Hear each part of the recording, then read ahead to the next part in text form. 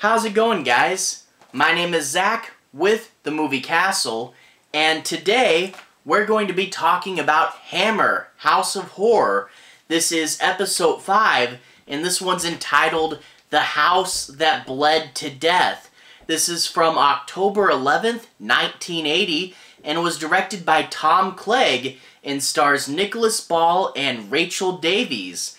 This is a story of a young couple desperate for a fresh start, finds a house that's really cheap and doesn't know about its dark history. They move in and start to get haunted, mysterious things start to happen, it starts to wear on the family's sanity, and they eventually uncover what exactly happened in the house before they got there. Now, if you guys are fans of the true haunting subgenre, you may note the definite sources of inspiration for this. Obviously, we have things like Amityville or the Enfield haunting, so there's some definite inspiration from true haunting right there. Now, that being said, I remember this episode. Basically, a year or two ago, I watched the whole show, and I did a review for this season overall. But now I'm going back, and this is my rewatch, and I'm rewatching all the episodes and doing individual episode reviews. And sadly, this one wasn't quite as good as I remembered it. I definitely remembered it. A few things that happened later in the episode, stuff like that. But that being said, on a rewatch, it sadly wasn't as good as I remembered it being. Now, that being said, the last episode, Growing Pains, I may have spent a little bit too long complaining about it. I really don't want to be a complainer. The fact is, with Growing Pains and now with this one, we got two so-so episodes kind of back-to-back. Now, that being said, even though I will talk about flaws, I'll try not to be too negative. And I do want to say we do have some classic episodes coming up. I remember really liking the next episode, Charlie Boy. A good, fun, if I remember correctly, Final Destination type episode before Final Destination was a thing. So it's just we got to get through the B episodes first. But anyway, what is it with this episode? Well, sadly, it takes a while to get going. Where it winds up in the end, the third act with this birthday scene. The birthday scene's pretty fun, although that being said, it goes on a little bit too long. There's way too many shots of like random kids eating Jell-O, and where it gets to though is interesting. The end of the birthday scene is particularly interesting. It's just, I feel like this type of scare that you get towards the end, you should have had way sooner. It should have been a higher level of scares earlier on so you can really see the family go mad. But the fact is, for most of this episode, the scares are kind of weak. Basically, there are these knives that the previous homeowner used to kill his wife, and way too much of the episode is just finding these knives and having them reappear like, oh, there's the knife there. And they try to get way too much mileage off of that. There's another scene where a woman wakes up and the old man that did the killing, she looks on her nightstand and sees his glasses and false teeth, which is these type of scares with the knife and finding the old man's teeth. That's okay for like an opening, but rather than just this stuff being the opening, it tries to get a full 2 acts out of it. And I really do feel that the first 2 acts of the show should have just been the first act, and that the scares we got towards the end should have happened much sooner and led to an even bigger finale than we got. The thing is, this episode's a little slow, and a lot of the opening scares are kind of weak. Another thing with this episode, and I won't spoil what it is, I wasn't a big fan of the ending. There's this plot element that's revealed in the end, and to be fair, some people probably like it.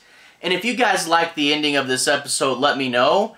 I did like the ultimate ending, the final place where it leaves the characters, but when it does this big reveal, I feel that it really changes tone, and I was digging the old tone, the classic haunted house story, and then it abruptly shifts gears. There are a few little clues that this is going to happen, but really not enough. And I feel that, you know, it kind of abandoned its old tone, and when you go back and know about this final plot element and look at everything that happened before, it's just a little implausible. Now, that being said, they do try to explain everything, but it still just feels implausible. And that being said, if you guys are fans of the true haunting subgenre, you'll probably know what this ending is referencing, so you'll get where it's coming from. But ultimately, I wasn't really a big fan of the ending either. Now, that being said, I don't want to gripe on it too hard. It's still a fun, classically styled haunted house story. You get all the tropes, the family getting the house for way too cheap, finding out about its history and the scares tying back to what happened. I just wish the scares were bigger and they happened sooner, and as it stands, it's a little slow. But it's not bad, it's just a B episode, you know? So without further ado, let's go ahead and dive right in. I'm going to be talking a bit about the plot, but I'm not going to be doing any major spoilers. I just want to say my piece on a few plot points and make sure you guys have a basic understanding as to what the episode's about. We open up with the cold opening, the prologue before the theme song, and we see an old man making tea for his wife, but he opens up a mysterious packet of powder and puts it in his wife's tea. Now, he poisons her, she starts to fall over, but that's not quite all he wants to do. He goes to the wall where these two knives are hanging up, and he starts to sharpen them. Now, it cuts to the theme song before we see the bloody mess, but he's about to dismember her body. Now, I do want to say, and this is the nerd in me, these two knives are actually pretty cool. They're like a machete, but they bend inward. These knives are actually called kukri knives. K-U-K-R-I. Kukri knives. These knives, they bend inward, and the idea is they'll give you a lot of the skill and finesse that a regular knife would, but by bending inward, they're supposed to almost be more like a hatchet, so that you can get a lot more power out of them. They're pretty cool knives, and I know about them because they were one of Alice's key weapons in one of the Resident Evil sequels, and I saw her using those in that movie, and I was a young, nerd, dumb kid, and I thought they were the coolest thing ever back in the day. So to get to see these knives come into the story here, I do really like these knives. And yeah, it's fun. I don't know. Random nerd moment aside, let's move on to the rest of the show. We cut to a few years later. The house has stood empty for a long time, and this young couple trying to get on their feet has decided to purchase the house, not knowing anything about its history. The neighbors come in, and the wife greets them and says, "Oh, we're your neighbors," and talks to them, definitely being polite, and even though she's doing the good neighborly thing, she definitely secretly has a side objective, which is to check out the house where the murders took place in. So she goes and she's trying to see what the murder house is like, and that's where they start to find these knives. They find one downstairs, they find one upstairs, and they start to go, "Oh wow, what are these? It's weird, we have a pair of knives." They don't know what's up, but the wife goes back to her husband and says, "They found the knives. I thought the police took that stuff away. They found the knives that the murder was done with in the murder house. They're still there," and she's freaking out. Now there's this weird subplot, and I don't really know why it's in there. She's telling this to her husband, and the husband just kind of doesn't care, but he's also openly kind of a pervert. He's looking through his blinds, and he goes, "They haven't had a chance to put up their blinds yet," and he's just watching the neighbor lady change, And his wife goes, "Oh, you," or something to that effect, and just doesn't really care. Kind of a weird thing, and it doesn't really have any bearing on anything else. It's just kind of in there. I'm like, okay.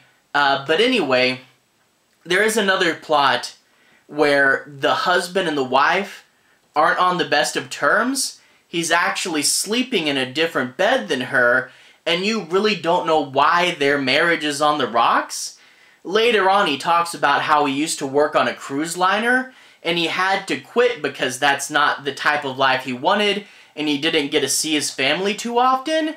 And we're left with that as our only explanation throughout most of the episode as to why they're not getting along perfectly. And it is kind of weird, like, we find out later on exactly what was going on here, and it kind of plays into the twist, and it does explain itself.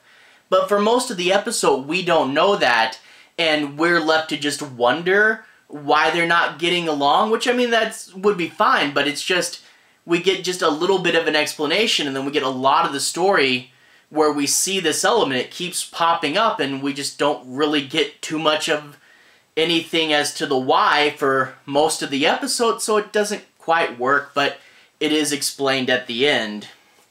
But anyway, after that, I suppose we have to talk about the cat scene. One of those that, I don't know. Basically, the mom gives the young daughter a saucer of milk, says, "Give this to the cat," and she explores the haunted house looking for the cat. And they play this, like, I think it's supposed to be creepy, childlike music. It just comes off as a little out of place, like it's not creepy enough to be creepy kid-themed music. So it just feels a little too upbeat. And they play that a few times, but she eventually finds the cat and screams because the window had broken a little bit, I guess, and the cat had managed to cut its own throat while playing with the glass. It's kind of a weird kill, I don't know, but the mom comes and tries to calm her down, and I think the mom even slaps her at one point, and the neighbor lady's there, and the neighbor lady needs to cover the cat up, so she grabs the tablecloth and overly dramatically knocks everything off the table. Yeah, this scene's a little cheesy, but anyway, the hauntings do pick up, and they eventually will spend the night in the neighbors across the street, and they'll eventually spill the beans as to what happened at their house before they moved in there, and then it does build to the climax. Like I said, you get the birthday scene, and there are some better scares towards the end, but ultimately, they needed more scares sooner. They needed to be a creepier movie, and it just kind of moves kind of slow, and they try to get way too much mileage out of things that aren't really scary, that might be good for an opening, but just not enough is really going on here. And like I said, there is an element at the end that I'm not the biggest fan of, and it's one of those things that I think some people might like and some people might find it a good twist, but when you look back at every little thing that's happening and ask yourself, does this ending really make sense with all of that? And I guess on paper it technically works, it just feels a little implausible, and I don't like the abrupt tone change that it leaves in the story. But that being said, the classic mom, dad, kid go into a haunted house, it's a good formula for a reason, and there is enough to like. It's just, I wish this was more intense, I wish it was bigger, and I think the thing is with this episode, it definitely had potential. It had more potential than what it panned out doing, and I wish this episode was bigger. It's still fine, it's just, as it stands, is kind of one of the B episodes. Not the worst thing ever, and I think it's better than Growing Pains, but yeah, not great.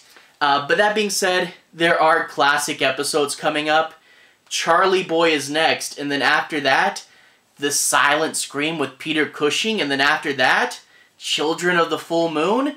There's some good ones coming up, we just had to get through 2 B episodes. Anyway, to everyone who's watched so far, thank you for watching. To everyone who's liked and subscribed, thank you.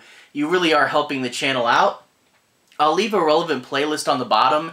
If you guys want to see more, you can click there and see more.